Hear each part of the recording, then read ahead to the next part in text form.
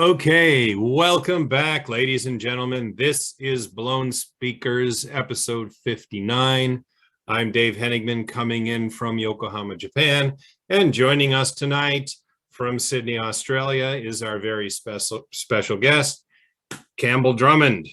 Campbell, nice to see you. Hey, David. Thanks so much for having me. It's great to have found out about what you're doing and be invited to have a chat with you. I'm sure it's going to be great fun. Thanks so much for having me. Yeah, delighted that you're here. And I'm delighted with the album that you chose to discuss, right? Devo's 1978 debut album, Are We Not Men? We Are Devo. Yes. So why did you choose this album? Okay. I chose this album because for me personally, it marked a very important point in the timeline of the recent history of music. By that, I mean, it was just immediately after the original punk rock revolution, if you like. So audiences prior to that time had been, I don't know, they'd been fed a supply of fairly consumable music and music that didn't really challenge them too much. Then punk rock came and changed everything. Now, I loved punk on so many levels. Primarily, I think because it changed the landscape so much. And what happened in the immediate aftermath, in the era that I guess we refer to as post-punk, which later sort of morphed into new wave, was that in that post-punk period, people stopped believing that they had to write radio hits or had to write things that sounded like the Beatles or whatever popular bands might have sounded like. And it started people believing that they could do whatever they wanted to. And indeed, that hatched, what is still going now, many decades later, which was this wonderful splintering of genres, and things just exploded in many directions. People started to create music that I'm sure came much more from their hearts, because they weren't, all of a sudden, they just weren't worried about having to copy what had gone before, or indeed having to necessarily please record labels by writing material that was going to sell well. And so I was in my early or mid-teens, I guess, when that came out, that record. And I think it was in the following year, maybe 1979. Now, my older brother was in a band with a bunch of his friends. Now, in Australia, of course, the legal drinking age is 18. Maybe not such a great idea, but that's what it is. I know in the States it's 21, right? In most states, is that correct? Yeah. Anyway, so my brother and his friends, they were all 18. So they had put together a band and they were starting to play around in pubs at the time. And a couple of years prior to that, I had got a drum kit, learned to play drums. There was a point where the drummer left my brother's band. So I put my hand up and said, hey, I'll be the drummer. Nice. And they were gracious enough to let me come and to audition. And I was taken into the band, and all of a sudden we were off and running, and we were having a great time. And I was still in high school. I was too young to be going out to pubs drinking or any of that sort of thing. However, being in the band, I wound up in pubs all the time, and often the publican who was supplying the rider would kind of look and say, how old's the drummer? So it was really fun. I was starting to live a little bit of that rock and roll lifestyle while I was still, like I say, in my mid-teens. And I would go to school on a Monday, and the other kids would say, what did you do? And I'd say, well, we played a couple of gigs out at pubs, and had a great time. And they were all just blown away, because they couldn't do that. They couldn't access that part of the world at that stage. Anyway, our singer was an English guy, quite a personality. It was great, actually, to have an English guy in the band, because he brought something else to it. England is and has always been such an incredible talent pool in terms of music. I think it was great for us to have an English guy in the band. He did bring a different personality to it. And he turned up at rehearsal one day with Are We Not Men under his arm. And he said, before we start rehearsing today, we're going to sit down and listen to this album. And we hadn't really heard much about the band at that stage, but we were happy to sit and listen, and we did. We listened right through, and we all loved it. And right there and then, we decided we were going to do a cover version of Mongoloid in our normal set.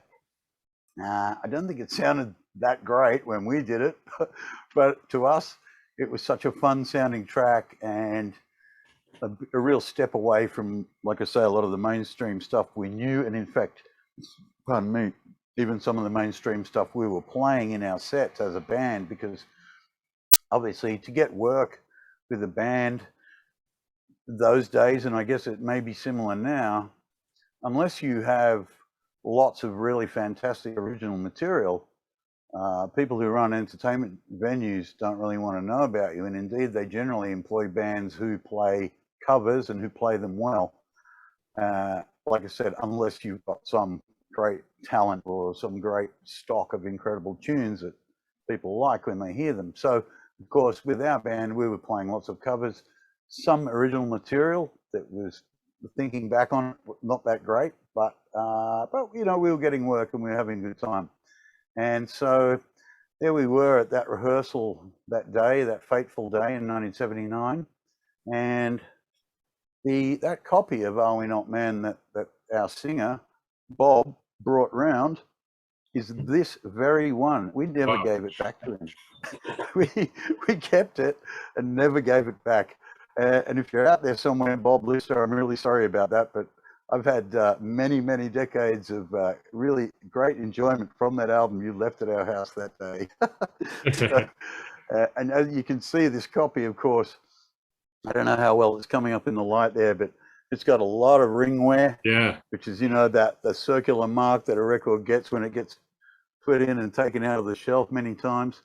It's a very ratty, dog-eared copy of this album. Wow. It's falling to pieces.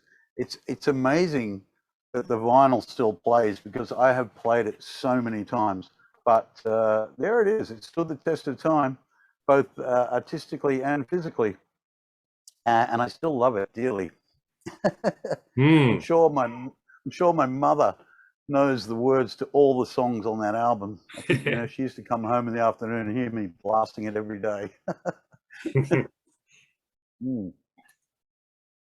So, wow. I want to talk to you about the first track I heard from this album, which, I guess it might have been just slightly before that fateful rehearsal when Bob Lister brought this album around.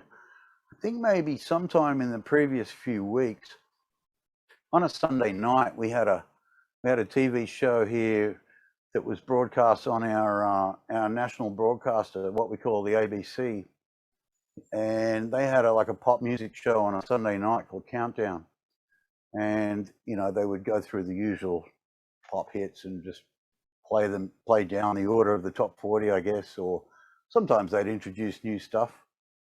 Anyway, one day, the guy who was the host of that show, he said, I'm going to play a track from a new band out of America.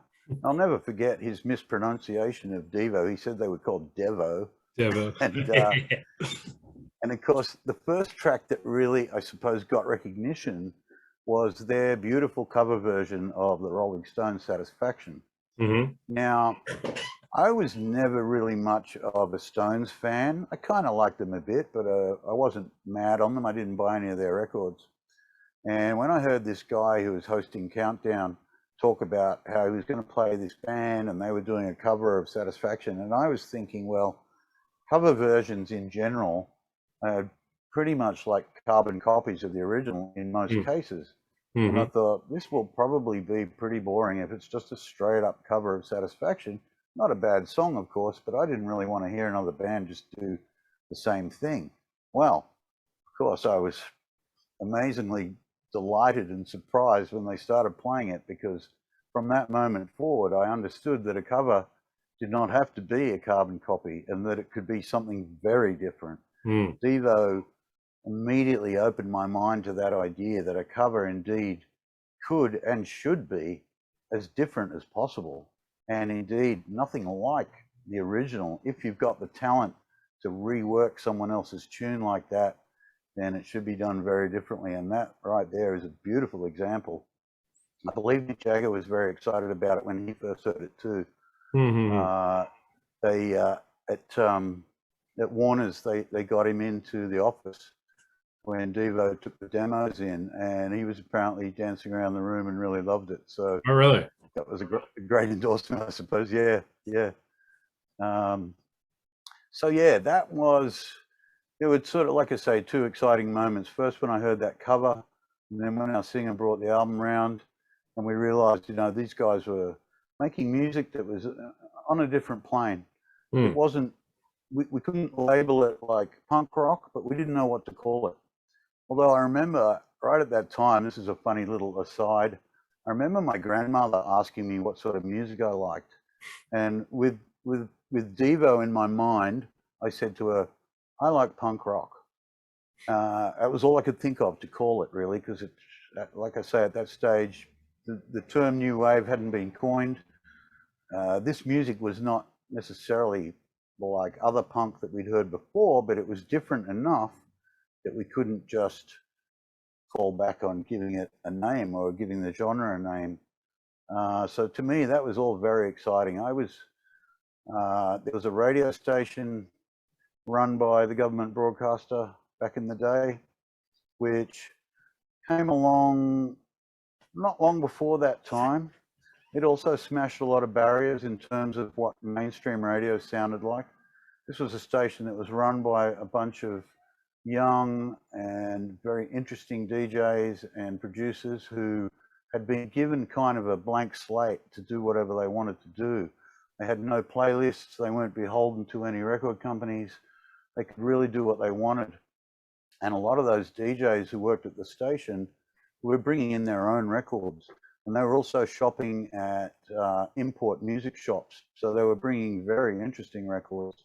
And so it was a really wonderful and exciting time to me. It was really like the blowing away of standard mainstream stuff, which I was personally quite sick of.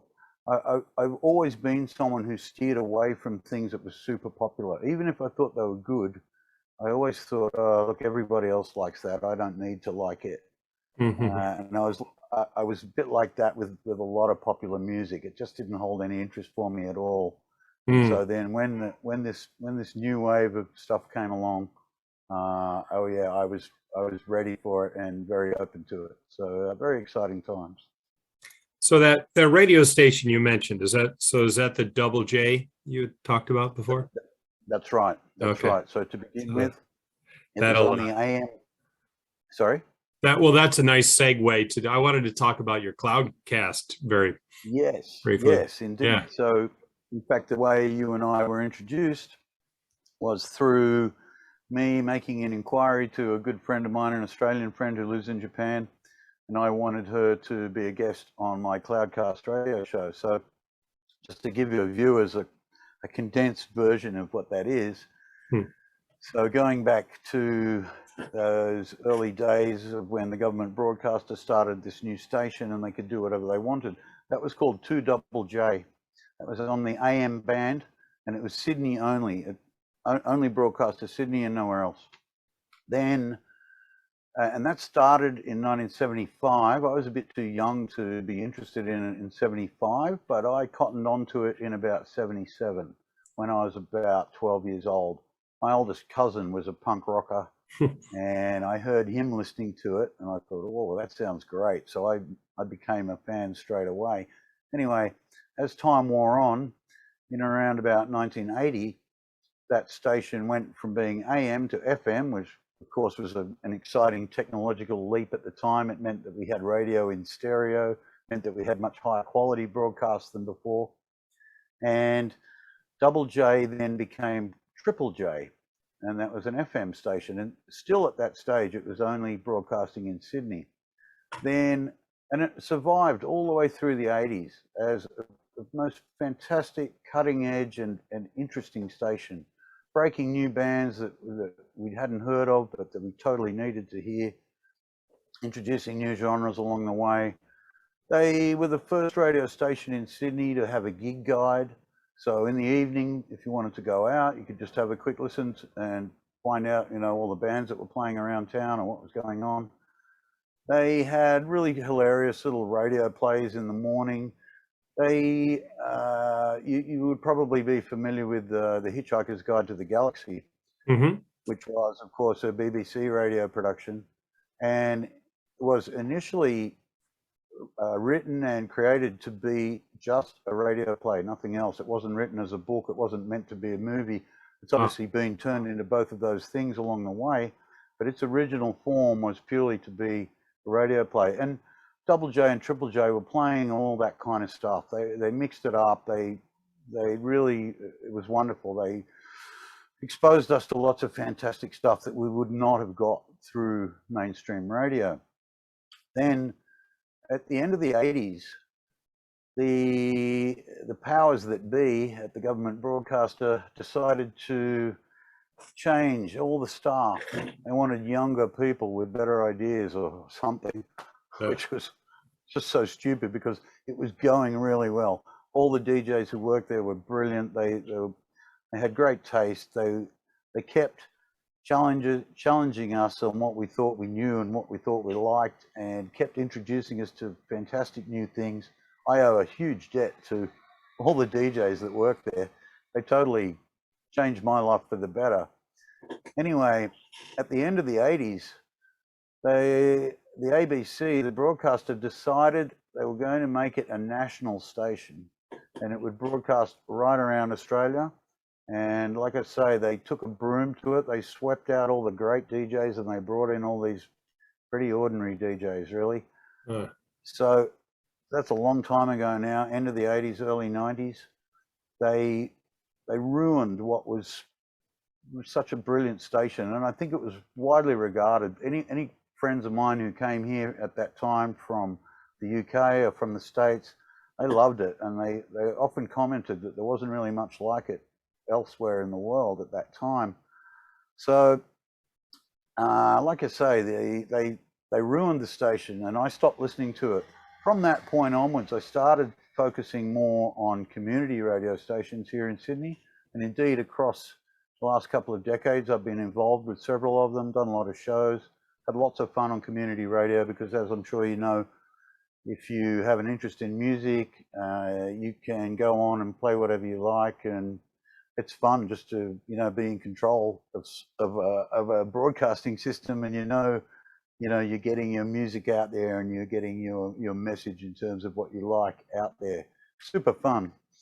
And so over the years I did a few shows at community stations, and then there was a long break. I hadn't done it for a very long time, and then the digital bandwidths started to open up. So in other words, all the broadcasters around Australia, all the established radio stations, started to make like sideline stations, if you like, little spin-off versions of whatever they were doing. And so, they could broadcast digitally, obviously, I guess online or to DAB radios, whatever.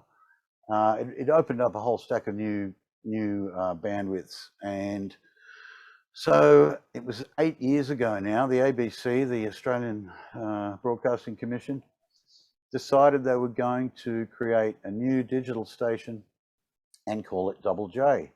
Now, given the heritage of Double J that I've just described to you, there are a lot of people around about my age, or a little bit younger, a little bit older, whatever, who grew up with the original Double J and then the early Triple J that were both such great stations.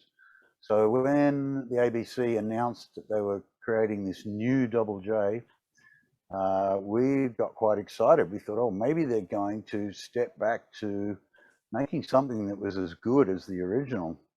So excitedly, we put the radio on and listened, and what we got was very disappointing, very mainstream, very ordinary, really doing a disservice to that name, that original name, Double J. The station that they call Double J now, it's not worthy to have that name. And so me and various friends of mine, some of whom worked at Triple J, and indeed later down the track we've attracted people who worked at Double J, who come and do shows with us and love what we do. All the staff who used to work at Double J all those years ago, they get together every year and have a little reunion party. And so through the people I know who work with me now on my show, which, by the way, God, I've taken a long time to get to this. I must apologize to your viewers. I'm talking around in circles. But so 8 years ago, when the ABC started the new Double J, me and some friends of mine started a Cloudcast show, which we called What Double J Should Sound Like. Mm-hmm. And it's self-explanatory. The mission statement is contained in the name. It doesn't need any further explanation. Over the years, we've picked up lots of listeners who love the concept, who love the music that we play. We also throw it open to anybody who listens, that if they want to come and do a show with us, they're welcome to come and do that anytime. We invite people in all the time.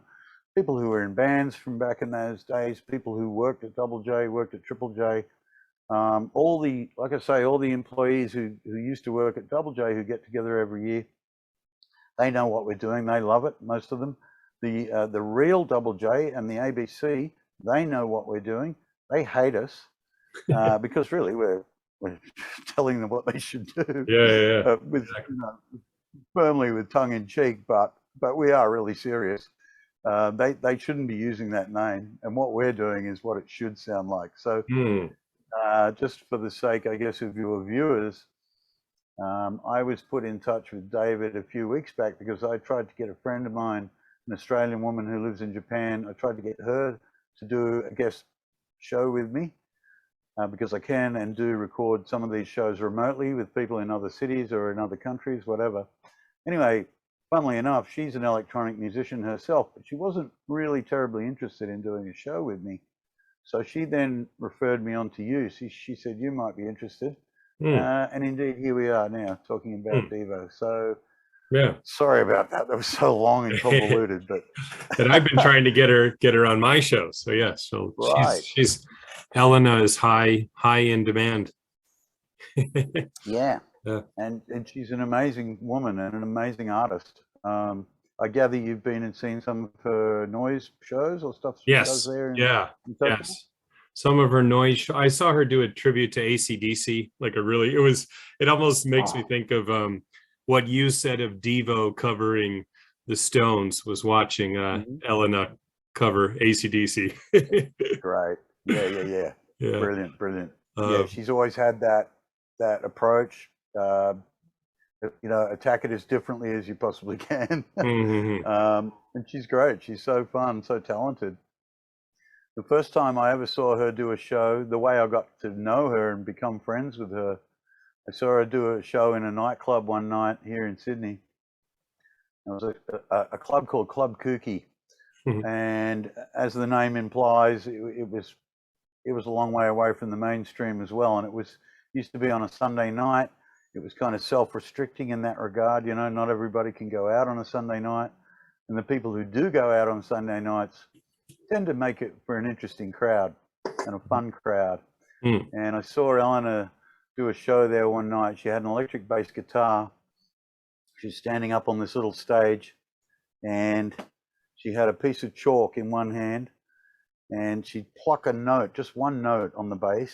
She'd sing some lyrics and then she'd turn around. The wall behind her was painted black and she'd turn around and draw something with the chalk and then come back around, pluck another note, sing some more lines, do some more drawing. And I was fascinated. I thought it was great, so different and interesting. And so when she finished the show that night, I pulled her aside and had a great chat with her. And then over the following years, I've become very good friends with her and her partner. I've been involved with her in lots of artistic collaborations, not the least of which was a whole bunch of films she made for her PhD.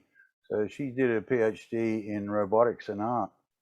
And indeed, great deal of the shows and the things she gets involved with over there in Japan these days are to do with those fields.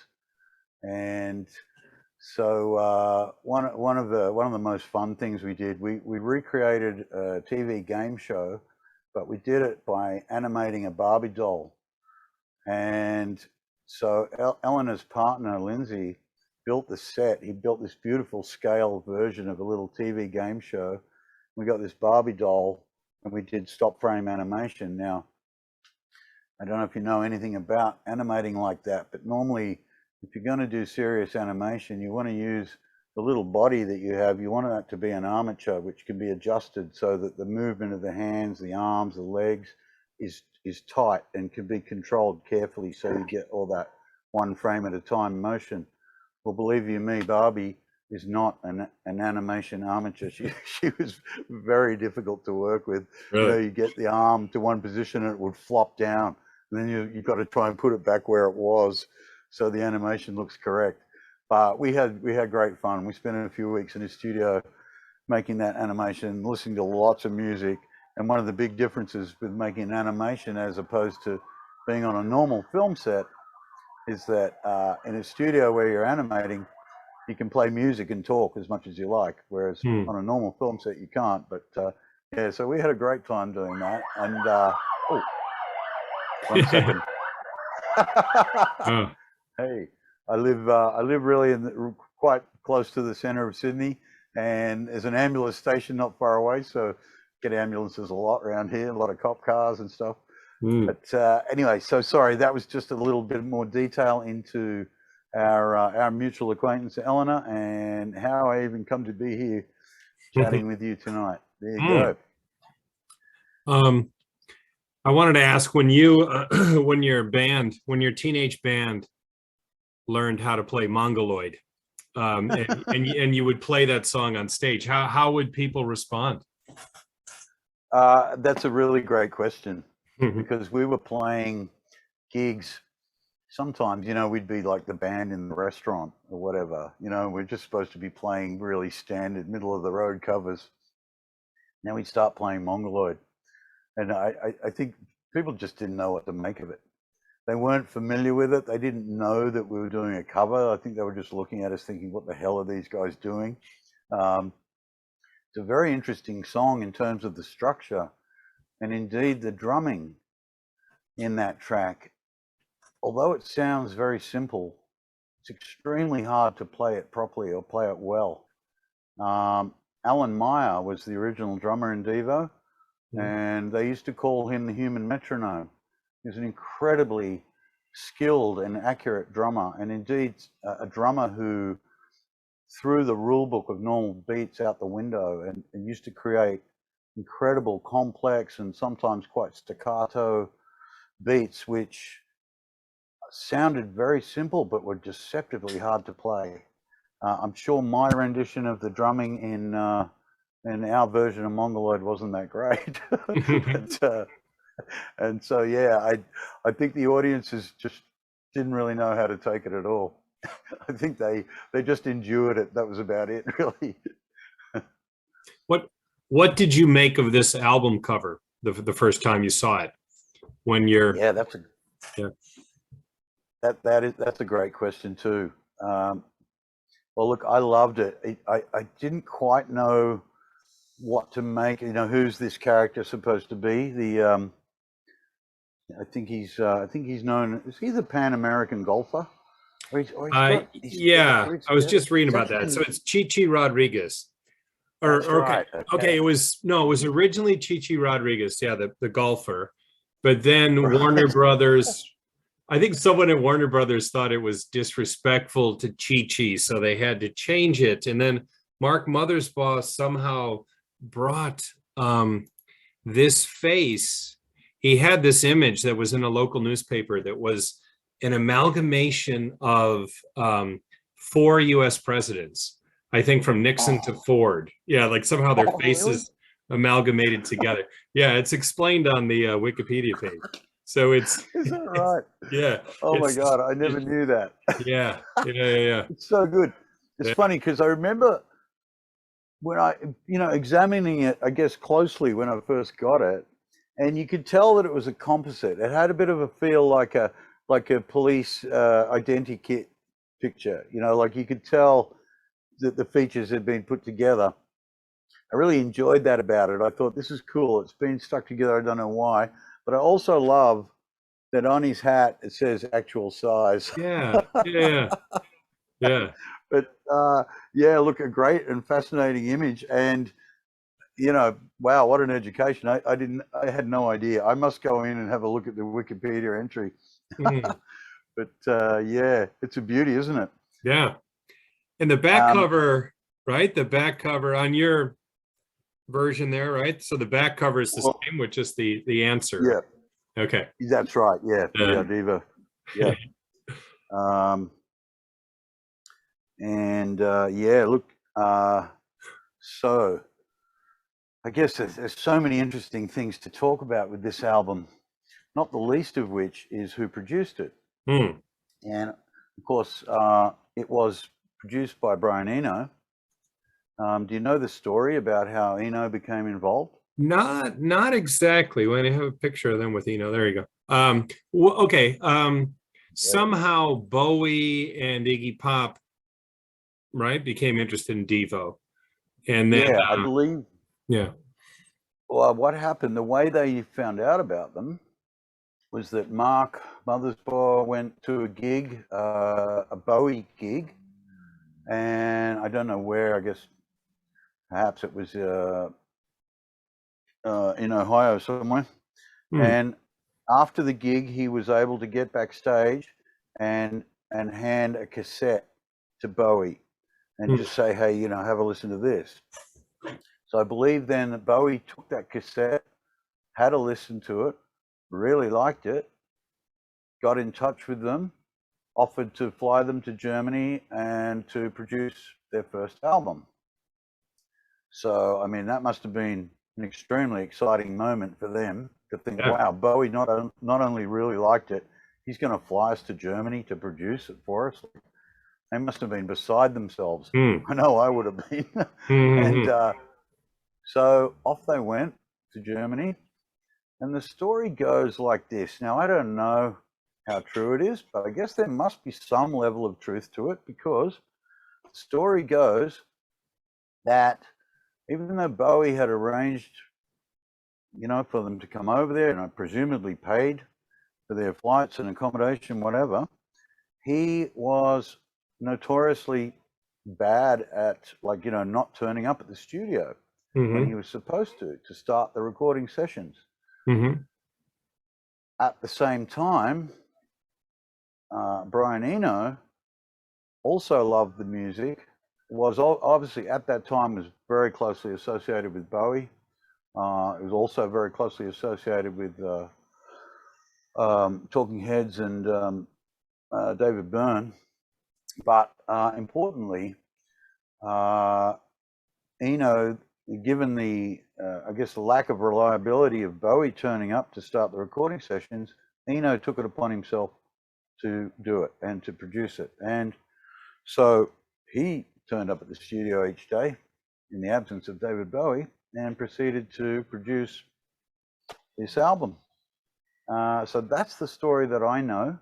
And I guess, like I say, there must be a shred of truth in there, because Bowie doesn't get any credit. There's no talk of him being involved, even though he did initiate it and pay for it all, I guess, or, at least in terms of getting the band over there and getting them in the studio. So, yeah, it might be worth digging a little bit deeper, but I'm pretty sure that's kind of how the story goes. That kind of makes sense to me. I could see Bowie just thinking, all right, we just got to get these guys over here, get them in Connie Plank's studio, right? Have Eno hanging around, and something good will happen, right? Yeah, yeah. Like in his wisdom, maybe Bowie kind of purposely did that, but yes, quite likely. I mean, Bowie's genius manifested in many different ways, and yeah, perhaps that was one of them, right?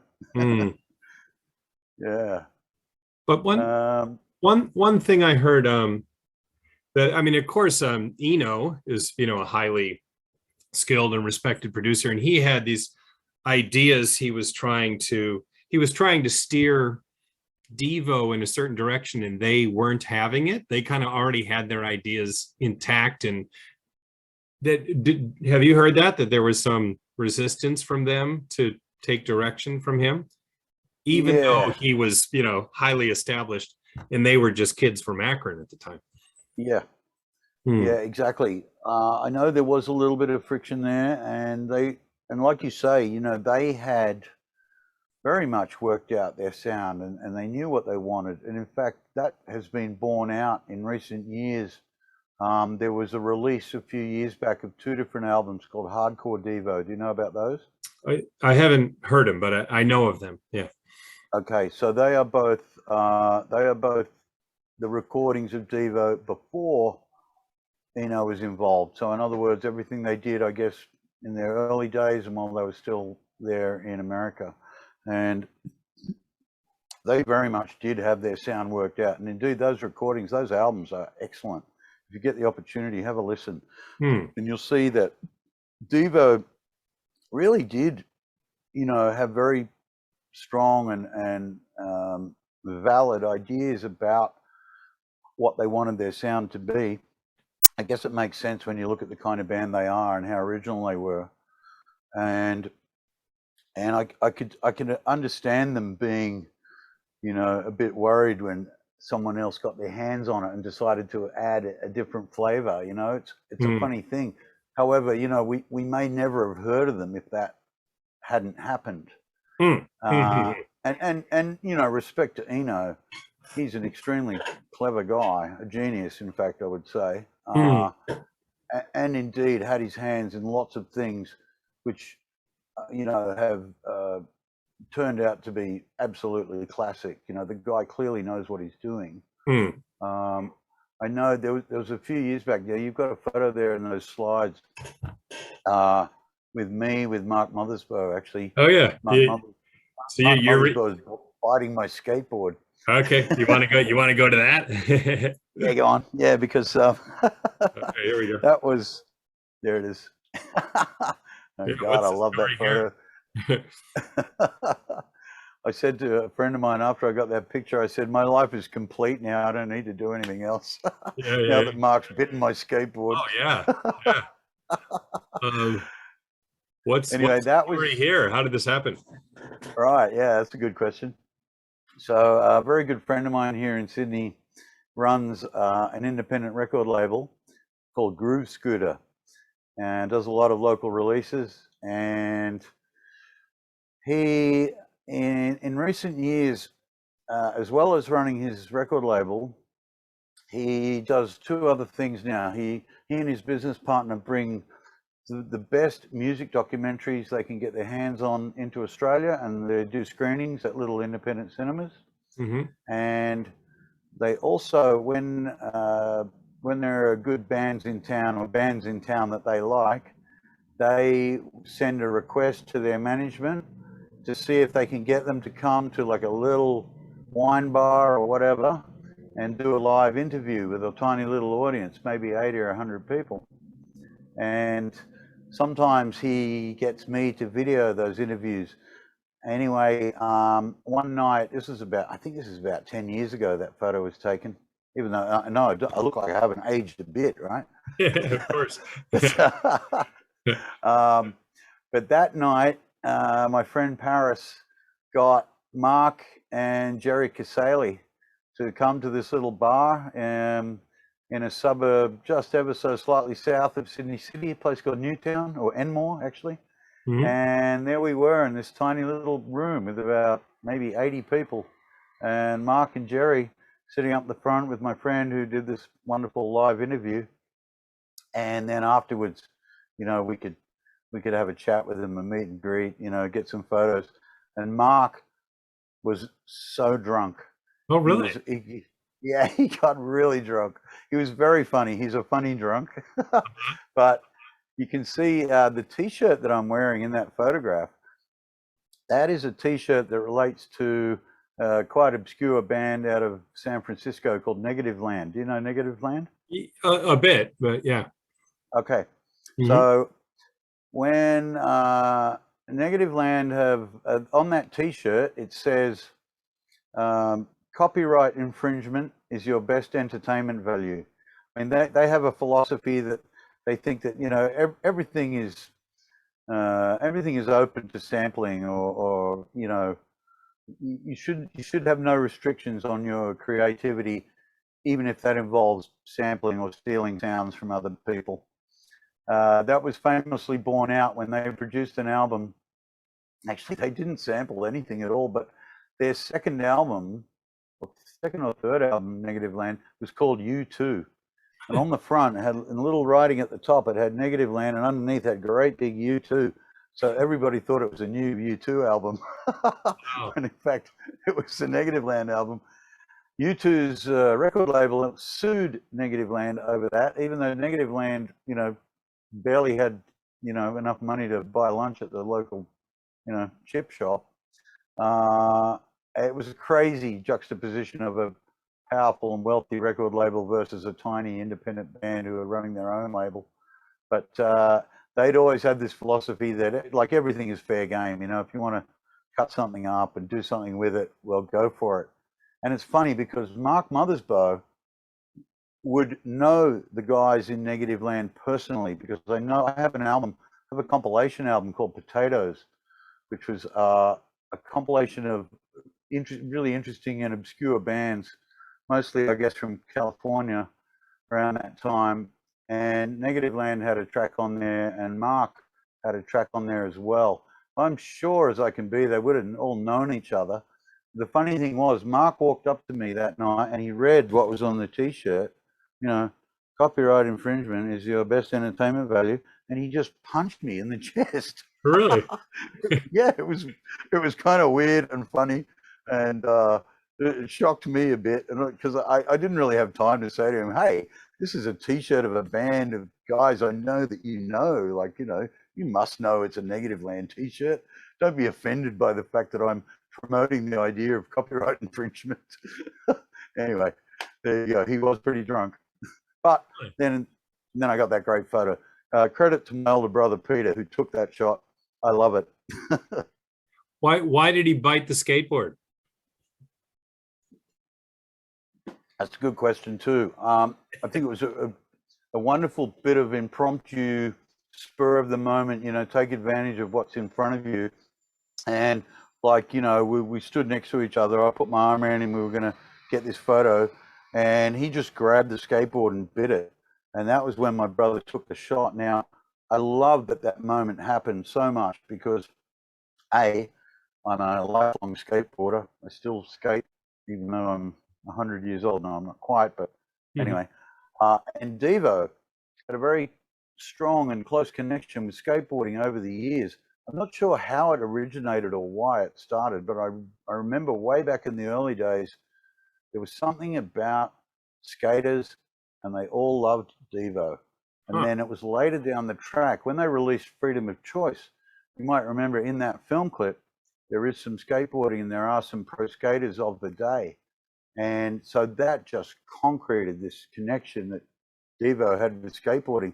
Like I said, that night when Mark and Jerry were at the little interview in the bar in Enmore, they did throw it open at the end to questions from the audience. I let the opportunity slip by, but I did want to ask them how the connection with skateboarding came about. I'm not sure that they would have been able to give me any great insight. I think it was just really that skateboarders were into things that were not mainstream. You know, we all tended to like punk rock, or we all tended to like stuff that was unusual. And Devo just happened to appeal to all of us. So, yeah, look, why he bit it, I don't know, but I'm glad he did, and I'm glad my brother got the shot. Oh, absolutely. Now, is he well known as a big drinker? I'm kind of surprised to hear. I don't think so. No. I don't think so at all. But he certainly had quite a few that night, and like I said, my friend Paris, who did the interview, he recalls it, you know, with with great delight, that just it was so funny. Mark was very funny. He's not a not a grumpy drunk or a bad drunk. He was just very, very funny. The drunker he got, the more funny he got. So yeah, I don't know. It was like maybe I remember when he first arrived that night. I remember seeing him sit up the back of the room. It was funny because I didn't really recognize him immediately. As you can see, his hair was going grey at that point, and we really knew him from when he was much younger. And so when he first came in that night, I kind of was looking at him thinking, oh, who's that? And then it took me ages to work out that it was him. Really? But he was just sitting there quietly drinking away. Maybe he was a little bit nervous about having a little audience and being so close to them. I'm not really sure. Maybe that was his way of just loosening up a bit. But yeah, there you go. I feel like you've given me good segue to go to this photo, right? Of Right. you as a teenager here, or Yeah. I guess in that shot, I am probably about 16 or 17, and there's a good story to go with that T-shirt actually too. So in oh, hey, what's that? Another ambulance. well, things are going There's never a dull moment here in Sydney. Yeah. Well, today was Australia Day. Oh, which, wow. yeah, Congratulations. it was a public holiday. Yeah. Well, thanks. Although it's a point of contention. Obviously, for the Indigenous occupants of Australia, they see it as the day that the English invaded and took over and tried to tell the rest of the world that nobody actually lived here and that they could come and do what they wanted. Yeah, and Indigenous Australians have long had a hard time, and have always gotten the wrong end of the stick, as it were, and they don't like Australia Day. And I sympathise with them. I don't care much for it either. It's yeah, it's a tricky one, but I just really kind of ignore it, let it go by. But with the sound of all those ambulances we're hearing at the moment, that could well be the result of a long day of people drinking and falling over or crashing their cars or whatever they do on Australia Day. But so back to the T-shirt. Okay. So when Devo's second album, Duty Now for the Future, came out, on the inner sleeve it had an order form, so you could buy. There were all. Oh no, actually, it was. I think it was the inner sleeve of Freedom of Choice, because by that time they had the plastic, shiny black hairdo that you could get. You could get a shirt covered with little images of this guy, the Pan American golfer, and they offered two different T-shirts. One of which was that one you can see me there wearing in that photo, just straight up Devo with I like how the letters are kicked off at different angles. But on the sleeve, on the right-hand sleeve of that T-shirt, there was also a little image of the Bougie Boy, who was the little sort of mysterious character that Devo introduced. Yeah, I remember when Devo first toured in Australia. It was a long way down the track from their first album. In fact, it coincided with the release of their fourth album, which for me was like the end of the road as far as their underground style of creativity went. After that, to me, they had devolved to the point where they were just making radio fodder. But I remember hearing them interviewed it was in the early days of Triple J. There was this fantastic journalist, a radio journalist that used to work there, an English guy called Tony Barrell. And he was the most brilliant interviewer. He was really insightful. It was wonderful to hear him talking to bands from other countries. He always had great, interesting things to ask. Very, very clever guy. And he asked Mark about Bougie Boy. And Mark said, Bougie Boy, he's as old as the hills, but as yet unborn. And, it was just, I guess, just some marketing,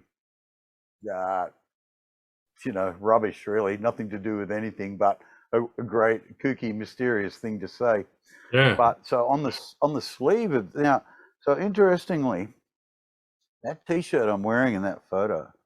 Okay, there's a couple of stories to go with it. Mhm. The first one is, so the order form came on the inner sleeve, I think, of Freedom of Choice, the third album, and my older brother and I were huge fans, and so we wanted.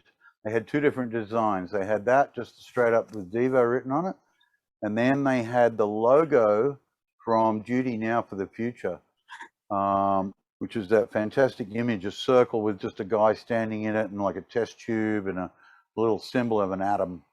And that logo of Duty Now for the Future, I always loved that. So there was a second T-shirt that had that on the front, and they both had the Bougie Boy on the sleeve. So my brother and I ordered one each of those designs. In other words, 4 T-shirts, and we sent the form away. And then months later, a couple of months, 2 or 3 months later, the package still had not turned up. Yeah. So we were getting a bit worried and a bit upset by that point. So we wrote a letter to whoever, I guess Devo's merch department, and to express how upset we were that we didn't have our T-shirts. And so it was wonderful. They then packed up another package and sent 4 more T-shirts. But in the meantime, the original T-shirt, the original package turned up. Oh. So we ended up with 4 T-shirts each, which we were stoked about because that meant they lasted for years and years. Yeah. And at the time, my mother used to hang T-shirts on the clothesline inside out, so they would fade on the inside but not the outside, which was a great technique. I have to say thanks, Mum. That was a beauty. Anyway, I still have 2 of those T-shirts. And so, like the one I'm wearing in that photo, here it is. Here, look at that. Beautiful. Oh, wait, let in all me its glory. And full screen there. Wow. yeah, Oh, that's so wonderful. there it is. I don't think it would fit me. It might be a little bit tight. There's the Bougie Boy on the sleeve. Wow. Which is really cool. Yeah. So that's a really nice, lovely, and ancient souvenir of the early Devo days, an original T-shirt. And you can see, I don't know if you can see there, how the inside is more faded than the outside. Yeah. Thanks to my mum's technique. Okay, so there's that one. This one's even more faded on the inside. That obviously tells you I probably wore it a lot more, but there it is. There's that logo from Duty Now to the Future, which I just love. Nice. I don't have any tattoos, but if I was going to get one, I might well get that put on my shoulder. Nice. So there you go. Ancient relics. Yeah, those ordered, mail ordered. We're talking 1980 or so, right? Is that? Yeah, roughly around that time is when we ordered those. So yeah, I've had them now for 40. Where are we? 42 years. Wow. I can't believe I kept them there, but there you go. It was for a moment like this. It was meant to happen, right? Oh, absolutely. Yeah, those are beautiful. Wait, I got a picture of you in one of the other one too, I think. Oh yeah. Me being as punk as I possibly can. Yeah, here you go. It's a funny. There Yeah. Okay. There it is. Yeah. Yep. That exact T-shirt. Still got it. Wow. And that's hilarious. That photograph. Okay, so in Sydney, of course, I guess like a lot of big cities, we have a tower. You know, we have like what was until just recently the tallest structure in the city.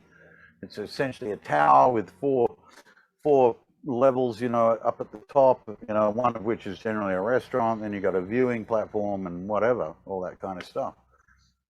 And it's funny because the Sydney Tower was built, I guess, in the the late 70s, and it screams late 70s design. To me, it looks like a KFC bucket on a stick. But anyway, when that tower first opened, on one of the floors, I'll never know why. I really need to find out some more information about this. But when the tower opened, on one of the floors, they dedicated the whole floor to an exhibition about UFOs. And at that time, my father was running a business, audio visual installations, CCTV installations, all that kind of stuff.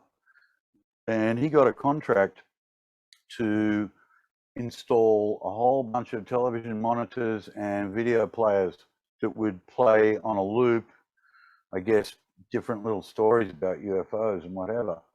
Now, my older brother did work for my father and worked for him ever since he left school. And there was one weekend we had to go in and do some work. I used to tag along with him sometimes, even though I didn't work in that electronics profession or know much about it. I used to like to tag along because sometimes we would do interesting stuff, or we'd get access to really interesting places to do some of that work. And indeed, we rigged up all the video players for the UFO exhibition. And we were in there one weekend doing some of that work. And there was a little stand where you could get your picture taken next to an alien, right? And then there was a Polaroid camera on a tripod just sitting there unattended. There was nobody there. Of course, me and my brother were in there doing this work, and we happened to notice, hey, look, there's the Polaroid camera and the alien. So we decided we would take a photo. And it's funny because I put this up on Facebook a while back, and people look at it and go, oh, you look so angry. But you know, from my side of the fence, I was just hamming it up as much as possible. I was like, see how punk I can look, very tongue in cheek. I was only 15 or something at the time, and I knew I wasn't really a punk, but I just thought, I'm going to make this look as punk as I can. But it's very tongue in cheek, but there you go. It's an amazing photo. I mean, with the two t-shirts. I love it personally. I think it's a beauty. Yeah. Well, with both your vintage t-shirt photos and with the Mark Mothersbaugh photo, I mean, those are three keepers, I would say. Definitely. Yeah, absolutely. Shout out to my friend Paris, who organized that interview with Mark and Jerry. That made for a great unbeatable moment in time. So yeah, thanks, Paris. Okay, so we're going to play a excerpt of Comeback Johnny, the Comeback Johnny video. Let's check it out.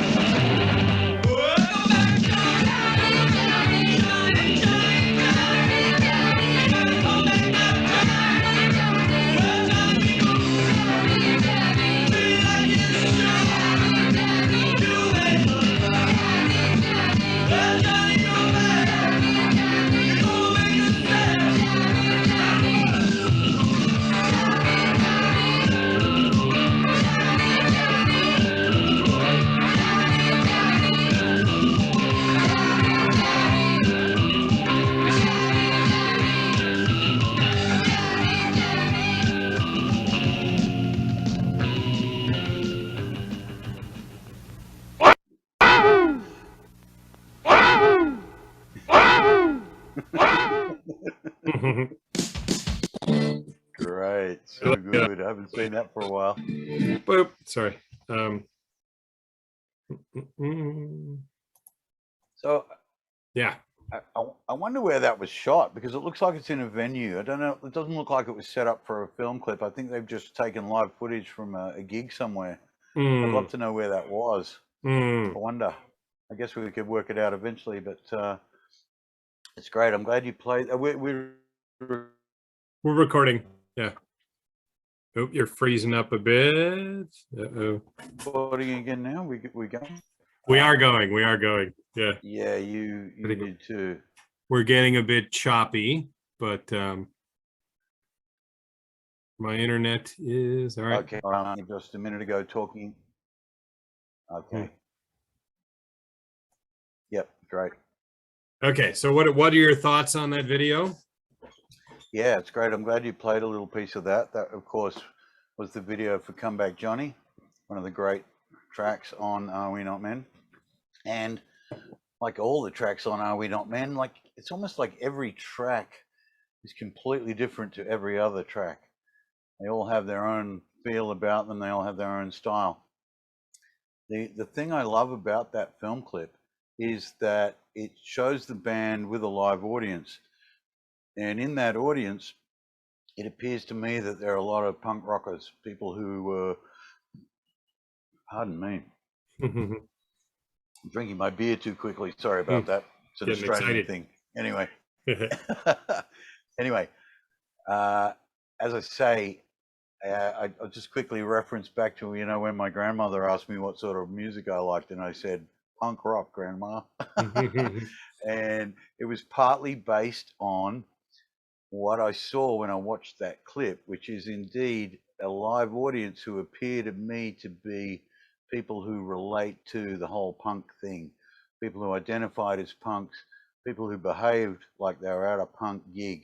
You can see they're thrashing around in the audience, they're slam dancing. In other words, they're all just falling into each other. But I mean, the great thing about the early days of really getting in a mosh on a dance floor at a punk gig or a really thrashy gig was that people were slamming into each other, but you never quite hit the floor. If you fell over, someone would always catch you and pick you back up. And even though, you'd go home sometimes with a bruised face or a loose tooth, it had never been super serious. It was just people, expressing themselves, letting that energy out, but in a cool kind of way. It wasn't too aggro. It didn't really start any fights. In fact, quite the opposite. Sometimes you might have got hit a bit hard. You're about to hit the floor, you fell over, but someone always caught you and stood you back up. And that was really what the early punk mosh pits were like. And you can see it in that clip. There's a bit there where Mark, really merges into the audience and they all just go to grab him. But it all looks pretty cool. It looks like fun. It doesn't look like anything too bad's going on there. But like I say, I love that clip because it very much illustrates that the audience who were identifying with Devo at that time had really come straight off the back of the punk rock thing that had just recently happened before that. When you mentioned seeing them on TV, were you talking about this video? No, It was a live thing. well, not in the first instance. The very first time I saw them on TV was when they were doing that cover of Satisfaction. Okay. And the clip for Satisfaction, if I remember rightly, so along with all that early material and the album Are We Not Men, Devo made a film around that time called The Truth About De-Evolution.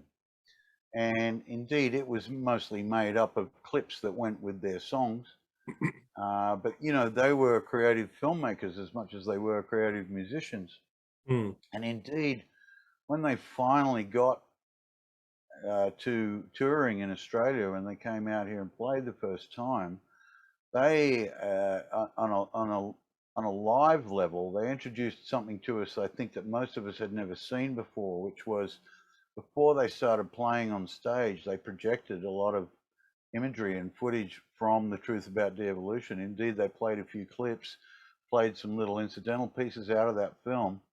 And that was a really nice, interesting thing to happen to live gigs. We'd never seen anybody use projection at a live gig on that level before.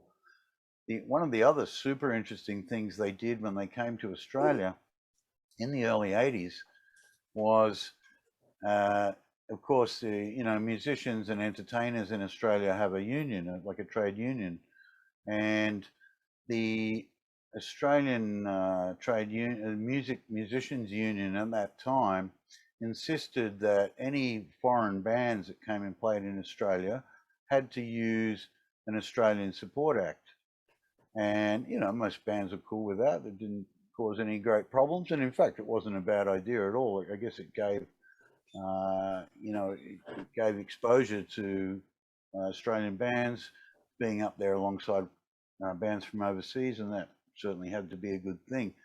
The really hilarious thing that happened when Devo came here and they were told they had to have an Australian Support Act is that what they did was they brought string arrangements of their music. They'd obviously, got written the music out on manuscripts, arranged it for a string quartet, and Wow. they hired a string quartet to play string versions of Devo songs.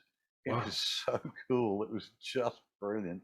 Wow. I don't know if you know, years ago there was a cassette released called the Devo Easy Listening Music Cassette, and I think it featured a little bit of that kind of stuff. Maybe some of their tracks done by string quartets or whatever. But when we saw that live gig and the curtains pulled back and there's a string quartet playing Devo songs, it just blew our minds. It was such a clever and cool idea. Wow.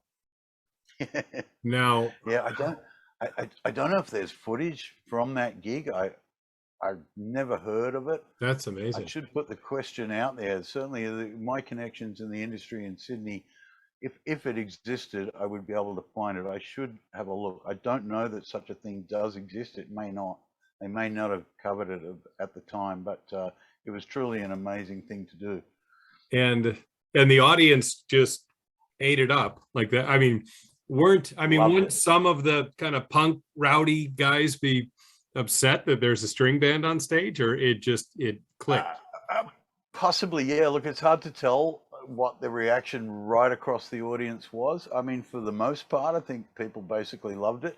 I'm sure there were a few people there that night that were bewildered, not knowing really what to make of it. But I guess those of us in the audience who were open to crazy creative ideas just loved it, just thought it was fantastic. It was super cool. I wonder to myself whether they ever reproduced that anywhere else in the world. They may not have ever done it, but it was certainly a unique and brilliant thing to see here.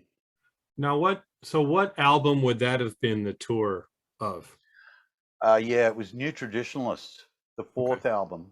Okay. Which for me really marked quite heavily the borderline upon which they had become too commercial for my liking at that point. One of the fantastic things about Devo was they stated very clearly when they started out, you might like us now, but eventually we're going to become that band you hate. We are going to devolve into something that we don't even like. And they were true to that. They started as one of the most interesting and left field bands I'd ever seen. And then they did really devolve into creating stuff that was just radio fodder. Obviously, there's contractual obligation with record labels and stuff like that going on in there, but they knew that was the course they would chart. For me personally, after New Traditionalists, I just ignored everything they did. I wasn't interested. I didn't care what had happened. Once everybody else had found out about them, for me, it was all over. I didn't really care. And I probably moved on to the next band that nobody had ever heard of. And I kept doing that all my life. So, I mean, look, I have friends who kept track of what they were doing after that and who tell me that, there was some good material in there. Personally, I don't really care. For me, it was the true gold was really in the first two albums. It was bearable up to the fourth. I mean, Freedom of Choice is a great album too, but it was much more radio fodder. Whip It was written to be a top 40 hit. Obviously, that worked. It was probably the track and the album that brought them the most money, I would imagine. I remember them talking at the night we saw them interviewed in that little room. They talked about how after they released Whip It, the record company came running around and said, make another one of those, make another Whip It, So, of course, the pressure was on. It's like with bands like the B-52s, who really emerged around the same time as Devo. All the gold with them is in the first three albums before the record label was insisting on radio hits. Once they got into the radio hits part of it, it was just like, yeah, I'm bored with that now. I'm only interested when they're strange and unknown, kind of thing. That's my preferred state for most bands.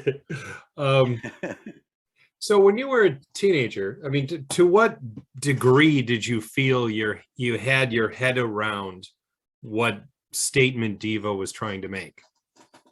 Did it feel above your head, or did it feel like something you could grasp, or did it make Yeah, no, sense, or yeah, it made total sense to me. oh, really? I was, yeah, and I could very much get my head around it. It's a great question. I really like this one because uh, it's an interesting thing to think about.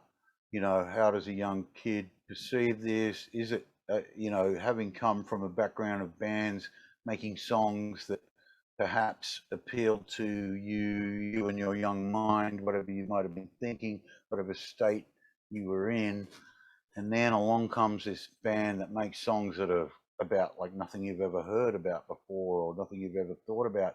For me personally, that worked beautifully because I guess in Australia, and I suppose it's the same in a lot of countries, in the mainstream, there's certain music that people like, and most people are easily distracted by sport Hmm. in all its forms, whatever that, however that manifests. But when we were kids, so I come from a family of three boys, three brothers. Hmm. And in Australia, the traditional things to be interested in are cricket and what we call rugby league and rugby union to some degree and whatever, you know, all the normal stuff. Now, our father, thank goodness, thanks Dad, wherever you are now, was not interested in sport on any level, which is really un-Australian, really unusual for an Australian, right? So me and my brothers had no influence from him in regards to sport. We grew up not appreciating or liking cricket or football in any of its forms. But one of the great influences Dad did have on us was a deep love of music. Not so much that we even liked necessarily the same stuff, but he did instill in us that it was a great thing to do to get a lot of joy from music. And when he started his own business kind of late down the track. I think he was in his early 40s. He had been working as a technical director at a television station here in Sydney. He was a pioneer of the television industry in Australia. He started at Channel 7 here in 1957. That was in fact the first year that television was available in Australia. And indeed, anybody who worked at TV stations in those days and weren't coming from a background of any kind of experience with that kind of technology.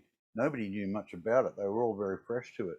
Dad had been an electrician, which is how he got into it. And there was a TV station starting up nearby where he lived. So he put his hand up and went and got a job there and became renowned in Australia as a pioneer of outside broadcast, amongst many other things.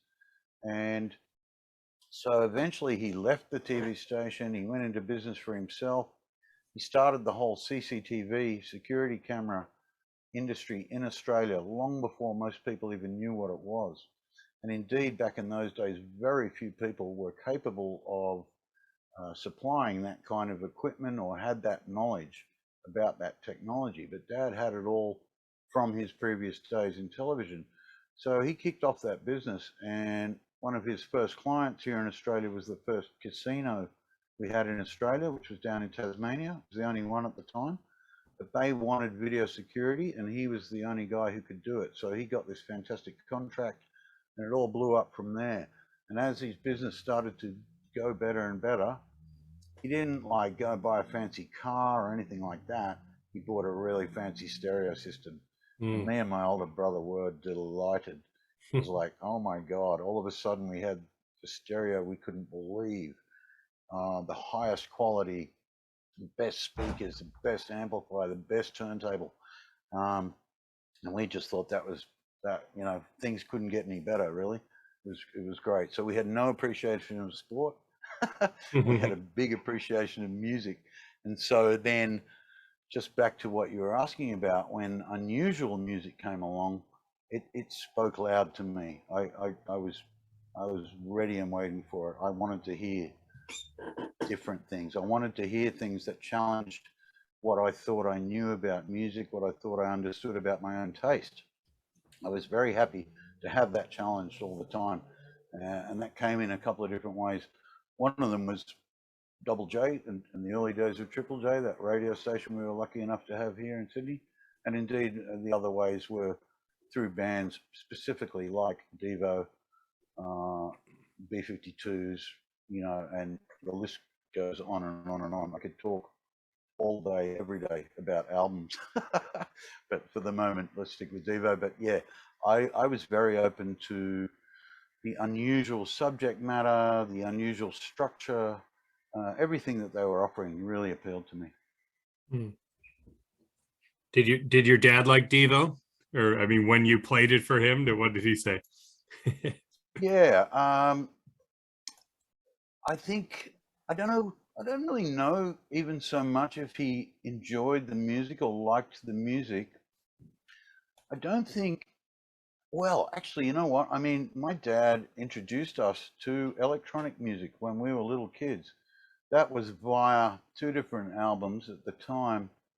One that I think probably did very well on a worldwide basis, which was an album called Switched on Bach. I'm sure a lot of people know that album, and indeed it was all synthesizer versions of Bach tunes. And then just a little bit further down the track, Dad was a big appreciator of, and indeed bought the first Kraftwerk album, and thereby kind of introduced us to electronic music back in the early 70s. Okay. And so, as I say, I don't know if he was really like an appreciator of Devo's music, but I would say probably in the back of his mind, he was probably fascinated by it. It's a great question, actually, and one that I can't really answer that well because Dad wasn't at home a lot of the time. He was always really busy with his business. That gave me and my brother plenty of time to play around with that fabulous stereo system. But maybe a little harder to tell whether Dad really liked what we were playing or not. I'm sure. I was just wondering if he said something funny about Devo at some point or something.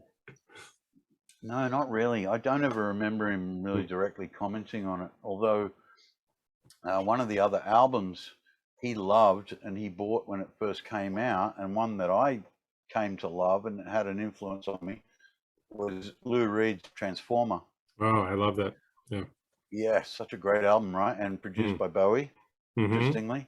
Yeah. And an album that Dad just loved. And I remember him blasting it out on the stereo. And I remember I was like, I don't know, 11 or 12 years old and trying to process the lyrics of the songs on that album, right? Which as a little kid, you know, 11, 12 years old, I didn't know what most of it meant, but I just loved the feel of it. And I loved that Dad was happy to play it out loud and not care whether the content was a bit risque, you know? Was Devo's look important to you initially, like when you saw the yellow suits and very much so.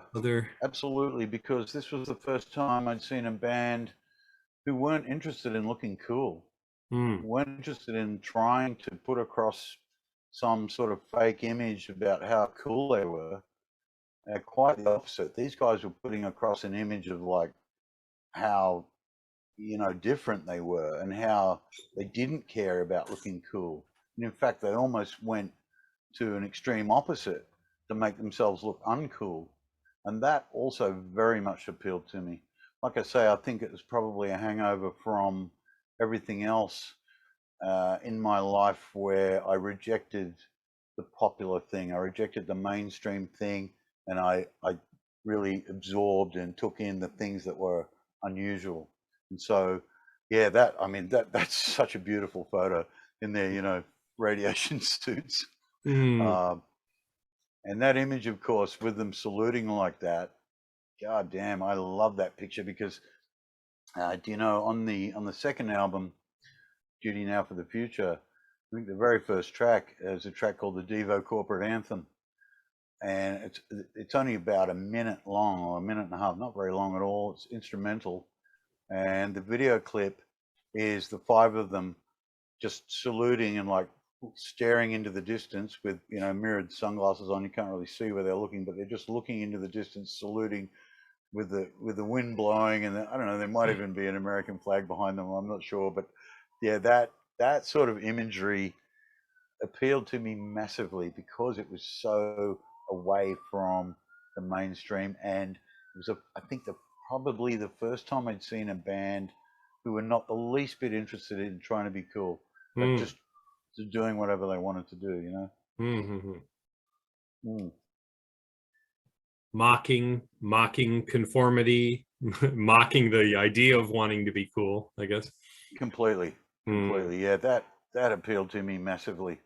I'd seen all the previous attempts of people being cool, and indeed, actually, it was a way down the track. It was on New Traditionalists, the fourth album, where they actually did a track called "Through Being Cool." I was going to introduce the band. So correct me if I'm wrong. So I think this is Bob. This is Bob on the left, Bob Mothersbaugh on the left, right?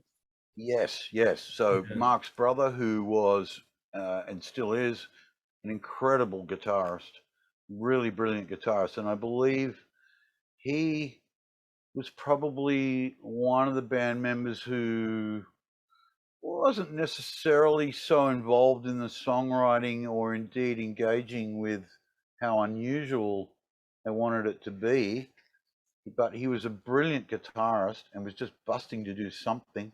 And so when Mark and Jerry put the band together, they just, Bob was keen to get in there, and thankfully, he joined the band and indeed put his heart and soul into it, because his guitar work is exemplary. It's absolutely beautiful stuff. And then, of course, this is Mark right here. Mark, yep. And Alan, this is Alan Myers, right in the middle, the drummer. Yeah, the original drummer, the human metronome, a man who could hold a rhythm on a drum kit like few people I've ever heard.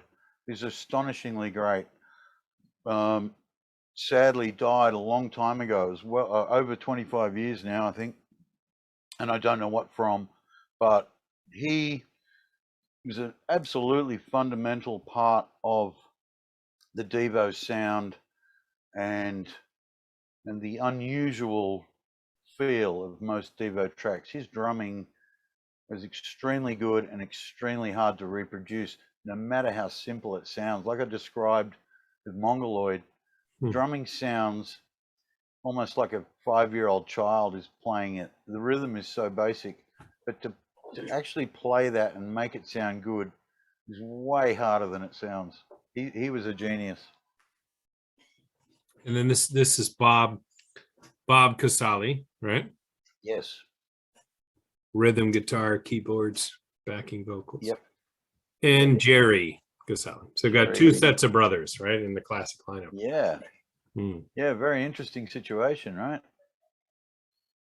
Yeah, two sets of brothers and some other guy, and what a great coming together that was. And indeed, of course, we know the story of what happened at Kent State University, which is where Mark and Jerry were going at the time, and how they indeed got together. Of course, anyone out there who doesn't know the story, Kent State University, I guess, is a university that must be pretty close to Akron there in Ohio. Yeah. Mark and Jerry were attending that university. There were some anti-war protests, I believe, at the time. It was probably anti-Vietnam War, if I'm correct. Yeah. And the National Guard or police or someone got involved wanting to break up the protest, and people were shot and died. And that was when Mark and Jerry just said, right, the world has gone mad. This is ridiculous. How can people in, home of the brave, land of the free, be shot dead for expressing their opinion in a peaceful way? Yeah, the catalyst behind the formation of Devo. Chrissy Hine from the Pretenders was a student at Kent at that time too. And really? Yeah. And well, Joe Walsh, who played in the James Gang and then later the Eagles, right. He was also a student. Wow. So apparently Kent was just like a rocking, like I heard Joe Walsh talk about it. He said it was just an amazing place in the late 60s, right? And he just said the music scene was amazing. And after the shooting, it just kind of just shut everything down. Like they said the feel of it, it was like it was becoming the San Francisco of the Midwest. Like the scene was just getting bigger and bigger. So it almost, I don't know, when I hear stuff like that, it almost makes you think that you know, if I could put on my tinfoil hat, that the government wanted to stomp that out, and maybe those shootings were not as accidental as they're. I mean, well, they're clearly not accidental, but it's always kind of told like, oh, you know, things were getting out of hand. It was so chaotic, but I don't know. But it's widely regarded as that shooting just killing everything that looked like was going to start going on in that scene, right? Right. Yeah. Mm. And like, yeah, well, it's kind of it had the diametric opposite result, right? You know, it didn't stop people expressing themselves. I think it opened them up. But it did kind of break up the scene because the musicians left, and so like it Right. um Okay. Right. I mean, you know, Yeah. I mean, I need to read more about it, and of course, but yeah, it's I don't know, when I heard it described as the San Francisco of the Midwest, it made me start to think, well, who wouldn't what powers wouldn't want a San Francisco in the middle of Ohio? I don't know. But you know. Yeah. And like just a quick reference back there to Chrissie Hynde. I mean, she is a rock musician I revere highly. She's amazing. I love her to pieces. She's, you know, it's interesting. She's a rhythm guitarist, not a lead guitarist, but man, is she an amazing guitarist. I saw her just a few years ago here in Sydney. She would have been maybe nudging 70 years old, definitely in her late 60s, but a powerful, amazing rock star on stage who still delivers brilliantly. Great guitarist, great rocker. I love her to bits. Yeah, so they were contemporaries. Because when Devo, because the shooting was in 1970, right? And the debut album we're talking about is 78. So a lot of time went, but like it took a while to get there, huh? Sure. I guess like most bands, you know, it's funny when bands get, you know, create their first hit or they start to get recognized, you often get this feeling that they appeared overnight. You know, and I've heard various artists talk about it over the years. You know, like my overnight success took 10 years or 15 years to actually create, you know. So I suppose there was that gestation period between the Kent State riots and the shootings till the point where Devo got an album produced by a recognized producer, got signed by a major label, and were able to break away from being just that weird band who were lying to venue owners about what they were going to play. In a way, 8 years sort of seems like a long time, and in another way, it doesn't seem very long at all. I don't know how old they were by the time they got that first album recorded. I guess they must have then been kind of in their late 20s. I did write it down. Yeah. Jerry would have been 30 and Mark 28. I don't know. Oh, wow. Okay. People can double check that, but like in that, you know, in that range. So they weren't so young. Yeah. Right. Yeah. Okay. That's really interesting. Obviously, because, you know, the most bands, I suppose, really hit their stride in their early 20s. It's rare that pop stars or rock stars emerge later in life. Although in recent years, there's been some very interesting, examples of the exact opposite. Do you know an English group called the Sleaford Mods? No, I don't think so. Oh, okay. Hmm. Well, so just as a very brief aside, do you remember an English artist who emerged back in the early punk rock days, a guy called John Cooper Clarke? Have you ever heard of him? The name rings a bell. Yeah.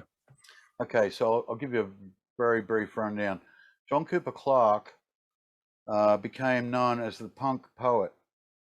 He brought poetry to an audience who didn't know they needed it or wanted it. In other words, the early punk rockers. So John Cooper Clarke was from Manchester. He emerged right when punk rock Mark One, the original and best, really emerged out of the UK. So around the time the Sex Pistols, Joy Division, the Buzzcocks, all those bands were forming and starting to play. And John Cooper Clarke would do gigs where he had written what eventually became known as punk poetry. So he wrote amazing poems which spoke to the audience because it talked about things like, you know, how bad life was in the Manchester council flats, or how bad life was if you were just an average person in England anywhere. And that totally appealed to the audience. They loved it big time. Like I say, he brought poetry to an audience who didn't even know they needed it. But when they heard it, they completely loved it, and with good reason. He's a genius. He wrote beautiful poems. And so fast forward to maybe 7 or 8 years ago, there's a band have emerged out of the UK called the Sleaford Mods, and they very much rebirthed punk poetry. Their tunes sound like really basic old school 70s punk tracks, and their lyrical content is really great. It's in your face. It talks about the shitty part of life as an average person, and it appeals to a lot of people. It's fascinating. I'll send you some links because it's very cool. I'm sure you'd like it. Yeah, it does. That sounds interesting. Yeah. Why was I even talking about Sleaford Mods? I don't know. John Cooper Clarke. Oh, we were talking about that they Devo, they were already in their late 20s when the debut. Yeah. Okay, so that's right. I'm sorry. God, I get so sidetracked. So the Sleaford Mods, when they started to emerge, they were in their mid-40s. Really? So completely like the absolute diametric opposite of where popular musicians generally come from. They certainly generally don't emerge in their mid-40s, mid to late 40s. Yeah. But I'd like to see that happen more, you know, like for it to just feel like open game for anyone to do it. You know? Totally. Well, this is a beautiful thing. That's a barrier that the Sleaford Mods have smashed. I think anybody who's thinking about that idea wants to get out there and have a go later in life, they should do it. There's no reason you shouldn't, and they've proved it beautifully. Hey, can we just take another very quick break? I just got to go to the bathroom. Sure, absolutely. Okay, cool. Yeah. Okay, so just looking at the track listing. All right, this is side one. What are your thoughts on side one of the album? Great. Okay. All right. So the first track, Uncontrollable Urge. It's a brilliant composition. It's hard to describe. It's got a very choppy beginning to it, very strange staccato beats, but a very palatable and enjoyable, you know, verse and chorus section. It's a brilliant track, one that I'll never tire of hearing that track. It's just fabulous and really spoke loud to us back in those days. Like I say, the point of difference being pretty much every aspect of their songwriting. It was so far away from stuff we knew previously, presented something so interesting and palatable. And you know, I turned most of my friends into Devo fans. Oh, really? Simply by making them listen to this, what at the time was this great new music that just fascinated me, and it still fascinates me to this very day. But when we first heard it, it was so different, and the structure was wonderful and carefully created and beautifully executed. As I say, you know, Bob Mothersbaugh's guitar work, Alan Meyer's drumming, both extremely important. Not to discount anything from Mark Mothersbaugh's, you know, early forays into using Moog synthesizers. You know, it was all brought together so beautifully. And Uncontrollable Urge is just a wonderful track and a great choice as an opener. First track on that album. Of course. Can't get no satisfaction, we've discussed. Yeah. And which, you know, as I spoke about before, and I'll just touch on it again very briefly now, is that was the first Devo track I ever heard. And I was expecting a carbon copy of the original Stone Satisfaction, and I was not expecting to be surprised or fascinated at all. It happened to get played on the Sunday night, you know, pop music show here in Sydney. And that show was primarily devised to appeal to, you know, teenagers. And I remember hearing the host of the show, a guy called Molly Meldrum. That might not be a name that means anything to you, but he was a very interesting guy. In the early days of Australian television, he was a guy who was, I want to say, openly gay. It wasn't maybe quite that blatant, but everyone knew he was gay. He didn't care. No one else cared. It was wonderful, actually. It was a point where a TV presenter crossed this boundary, which previously was a bit taboo, you know. But he was a great, interesting, creative guy. And indeed, he broke ABBA, which is hard to believe. You know, ABBA emerged in the early 70s as this pop band. I don't know that they were signed to a major label. Molly Meldrum, as he was called, that was his nickname. His real name was Ian Meldrum, but Molly, as we all know him, he saw the potential. He loved ABBA, and I think he might have got on board to either produce for them or at least to guide them towards what became their phenomenal career via getting them in front of the right people at big record labels. So an interesting guy. And as I say, he famously mispronounced Devo as Devo. And I remember sitting there listening to him talk about how they were going to play this cover version of the Stone Satisfaction. And I just thought, whatever, who cares? And then, of course, I had this beautiful surprise, which was, as we know, the amazing diametric opposite cover version that Devo created of that song. So yeah, that's a cracker and an important one in the timeline. Praying Hands. Praying Hands, right. Once again, a super interesting approach to a structure of a track. Devo seemed to come from an angle I just had never heard anybody attempt before. Like I say, I suppose what led us into being open to an appreciation of post-punk or new wave or the things that came after the original punk rock was that it opened us up to how differently a track could be created and what different styles could be applied, different rhythms, different bass lines, different structures on many levels. And Praying Hands is brilliant. I mean, the lyrics, what do they say?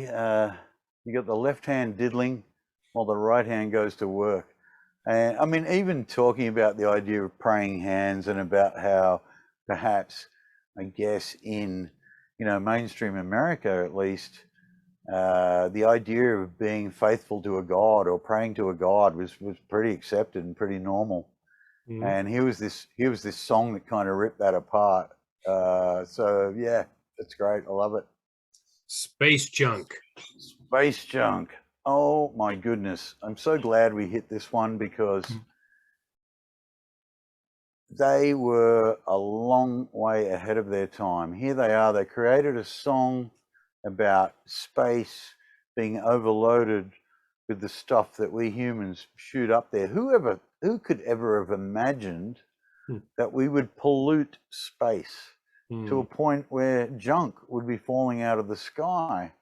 It was kind of hard to imagine, but these guys predicted that, and indeed we're staring down the barrel of it right now. One of the funny and ridiculous news items I've heard in recent weeks, and you may well have heard this too, is that the Russian military decided to dispose of a Russian satellite, which is no longer any use to them, by blowing it up, shooting it with some earthbound weapon which could blow it to pieces, and it's consequently did. And so now, you know, what I think of as the satellite belt around the Earth, which is already super overpopulated with many thousands of satellites, and there's getting more all the time, you know, like with Elon Musk's Skynet thing and all that stuff. But now, pardon me, the Russians, for God knows what reason, blew up one of their own satellites in space, which has created millions of pieces of space junk, to the point where the occupants of the International Space Station were considering an emergency evacuation, which wouldn't be that easy to execute, I don't think. They were certainly altering its position in space to get it out of the way of that junk. And, you know, she was hit by space junk. She was killed by space junk. They talked about it all that time ago, and here it is. We've got it on our hands right now. But yeah, beautiful and way ahead of its time. Mongoloid. The first song, or the song you learned on the drums way back when. Exactly. Well, I don't know that I ever learned it. I had to go. It sounds ridiculously and deceptively simple, but believe me, it is not. Any drummer who has probably attempted to play this would understand what I'm talking about. It's so deceptive. It just sounds ridiculously simple, but it's not. One of the things I really love about this song is just how punk it is. And by punk, what I mean is, like, really? You're writing a song about a guy who's technically retarded. However, in his retardation, he's having a better time than you are. It's kind of the ignorance is bliss. You know, he wore a hat, he had a job, he brought home the bacon so that no one knew. It's just beautiful, and I don't think you would go anywhere near getting away with writing a song like that now. So I take my hat off to Devo. That's a stroke of genius. Jocko Homo. Jocko Homo, great. Well, you know, this is kind of like the title track to the album without, you know, technically containing the same title, but it is the track where you get the refrain, "Are we not men? We are Devo." And even that name, Jocko Homo, I think that probably made a lot of people stand back and go, what the hell are they talking about, you know? But once again, a brilliant song, ultimately describing the fact that as humans, we are devolving. We think we're getting smarter, we think we're getting better, but we're not really. We're going backwards. I remember that night that my friend Paris interviewed Mark and Jerry in that little bar. Jerry talked about oh my God, there's so much backtracking in Jocko Homo. They did a hell of a lot of work in the studio, and Brian Eno added in some like Balinese chants or something like that, something completely so unexpected. You wouldn't even know it's in there. Obviously, those guys know because they sat through the recording sessions, but I believe they were panicking about people recognizing these sounds and perhaps suing them for sampling these Balinese tribal chants. But of course, I'm sure nobody ever in the history of this album has ever picked up on it. But it was very funny to listen to Jerry talk about it, how they were freaking out at the time that they were going to get busted for, you know, using an uncleared sample. But yeah. All right. Now, Too much paranoias. too much paranoia. Oh my gosh, such a brilliant piece of work. It's beautiful. You can apply it more than ever to the current day. I think right now on planet Earth, there is way too much paranoia. Hmm. It's been amplified incredibly by obviously the last couple of years, the whole situation we've been living through. You know, you walk down the street, you step to the side, you keep your distance from people. You know, it's funny. I was eating my dinner last night in this kind of you know, just a low rent kind of takeaway place, and I sat at a table up near the window, and the rest of the restaurant was essentially empty. There was no one in there. And then these two guys came in, they ordered their dinner, and they came and sat right next to me. And I turned around, I said to them, come on, guys, like this whole place is empty. Shouldn't we be thinking about social distancing and, you know, all that blah, blah? Would you mind just go sit a little bit further away? And there's a classic example of my paranoia. So, yeah, there's always been too much paranoia. I love the line in that song that says, "My mother's afraid to tell me the things she's afraid of." It's brilliant. All right. Gut Mm, feeling / mm. slap your mammy. Slap your mammy. God damn. Okay. So this song, this remains as such a solid favorite for me. The guitar work in the opening bars of this song is just beautiful. It catches your mind. It takes you on this journey, a journey you want to go on. It's inviting you to follow it down this path, and you want to go there. It's such a beautiful. I can't think of any other way to describe it. The guitar work in the opening is just gorgeous. It invites you in. You want to be there. And then the opening lines of this song, probably the best opening lines of almost any song I think I've ever heard, ever. There's something about the way you taste that makes me want to clear my throat. that is gold. I couldn't think of any better way to start a song, particularly one that, like I say, it invites you on this journey. It all seems like it's all going to be really nice.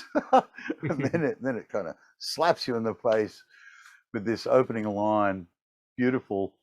And then, indeed, it's funny because, uh, you know, there are some cool community radio stations here in Sydney who might play a track like this. And indeed, I've heard a few DJs out there over the years who might drop this track.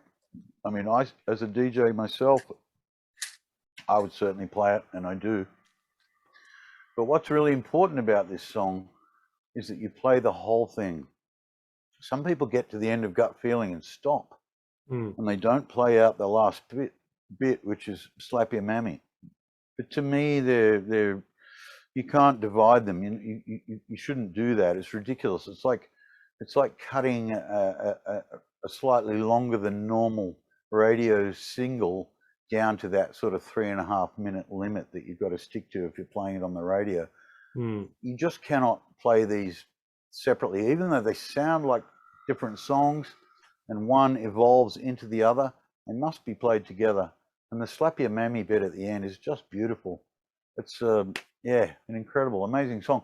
It wasn't the first time I traveled to America. I think the second time I went there.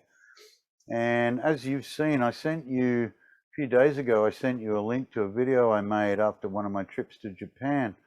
So something I like to do when I travel is make little films and cut the footage with music and then put it up on YouTube or whatever. So then I can show it to my friends and show them something that I think they might engage with a little better than maybe saying, here, sit down at my computer with me while I scroll through 10,000 still images of my holiday, which, you know, you're going to lose interest in very, very quickly.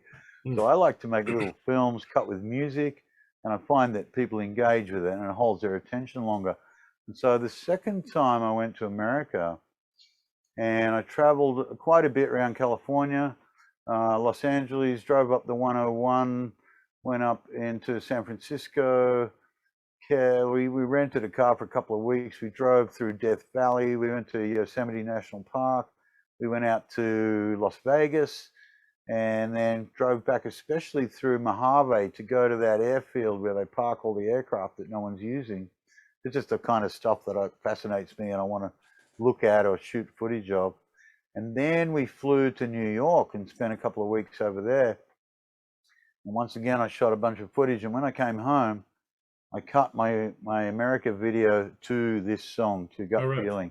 And yeah, to me, because to me, it's such an American track. It's and I say that in a highly respectful way. I just love this track. To me, something about it that just tells me something about America. It gives me a feeling about America.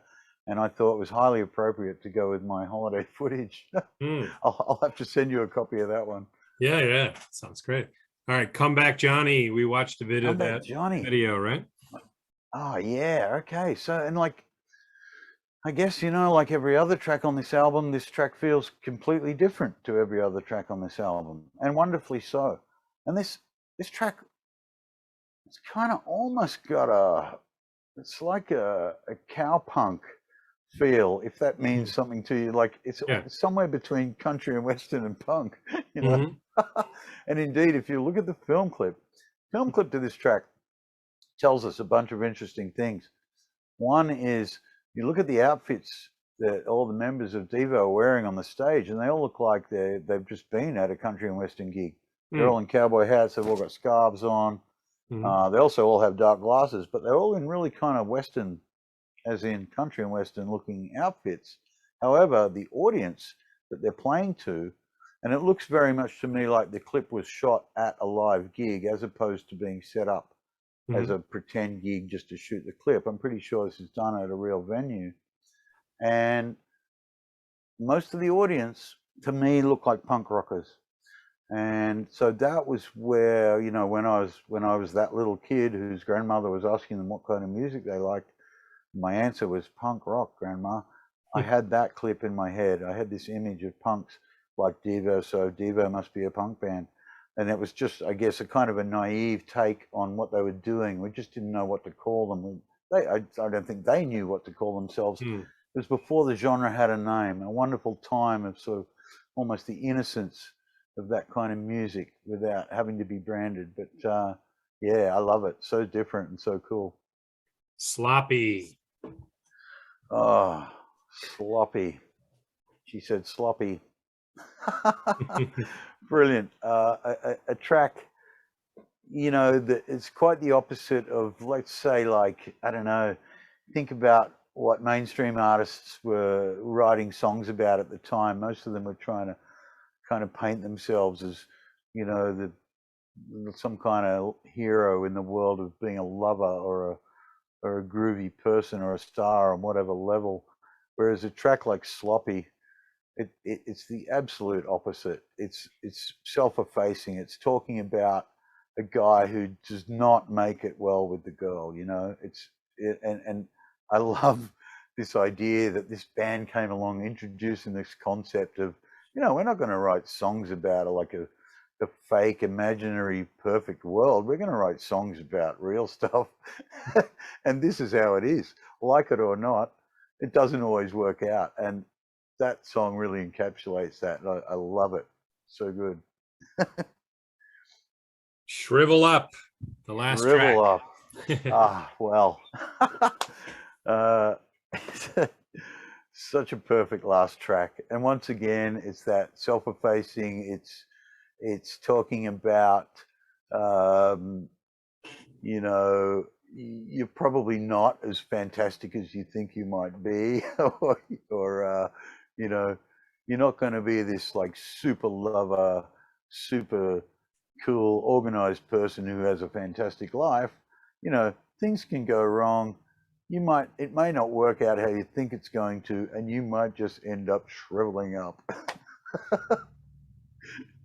It's great. I love it. I love that they were so prepared to take that angle, you know, not present themselves as these, you know, impossibly good looking, you know, guys. Like it's kind of like the opposite of Kiss, if you like. You know, Kiss presented themselves as a band who were, you know, the greatest lovers on earth, who could, you know, make it with a million girls, and, you know, everything they did was super cool. Whereas Devo, which is like, no, it's not really like that. In fact, sometimes it's the absolute opposite. Okay, well, ladies and gentlemen, thank you for joining us again for another episode. And yes, Campbell Drummond, thank you for your expertise on Devo. That was amazing. Oh, David, thanks so much for inviting me to do this. As you can probably tell, I've been having a great time. I could talk about this album all day and probably all day tomorrow. However, we must be respectful to the audience and probably what is an acceptable amount of time to listen to somebody carrying on about an album. But thanks a million. It's been super great fun. We must do it again. I'm sure there's other albums I can deconstruct as well. Yeah. And likewise, I would love to have you come and on to my Cloudcast radio show. I'm sure we could have some fun with that too. Yeah. We'll hook that up. Definitely. Okay, so you decided to go out with Gut Feeling. All right, we'll just play a minute or so of Gut Feeling on the way out. And anything you want to say just before I hit the play button? Not really, just thanks again for having me on. I've had a great time, and usually this time of year I actually am in Japan. I love to go snowboarding there. Obviously I can't make it there this year, but next time I'm in town, I'll look you up. Yeah, we'll hang out. Definitely, that'd be great. All right, Campbell, thank you. Good night, everyone.